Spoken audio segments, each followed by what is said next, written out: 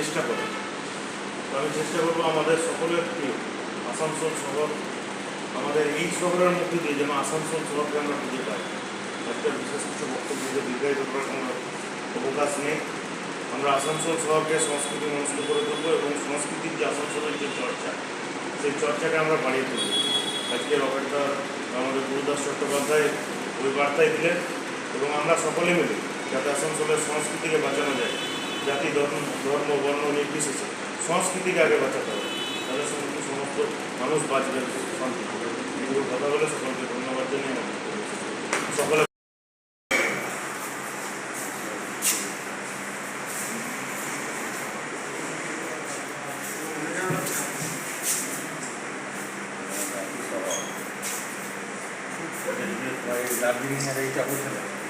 হ্যাঁ, চৌরাস্তার পাশে।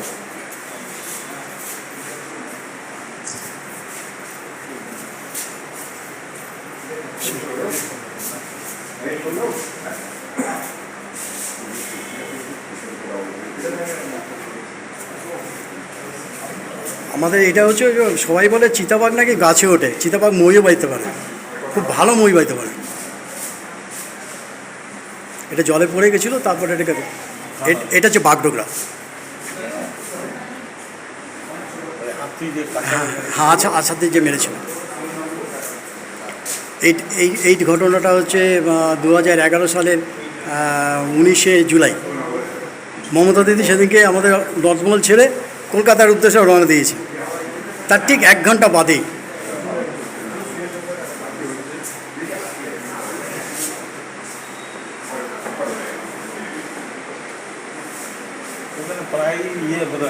হ্যাঁ, এখন এই তো কালকেও তো বেরিয়েছে।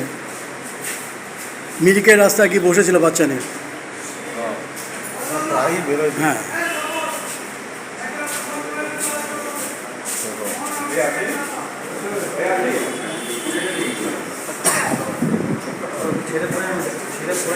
এটা হচ্ছে সেবকের দিকে যাচ্ছে, মানে শিলিগুড়ি থেকে সেবকের দিকে যেতে গেলে পরে রেল লাইনের উপরে এইভাবেই দেখা যায়।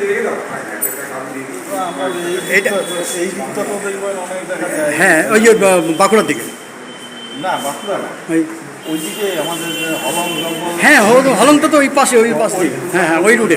এই তো হলং এলাকাটা, এটা তো এইটুকু আটটুখানি হলং এলাকা। আমরা ওইদিকে প্রচুর ঘুরেছি। হ্যাঁ, এইটা হচ্ছে সেবকের কাছে প্রায় দিনই আটকা, প্রায় দিনই দেখা যায়।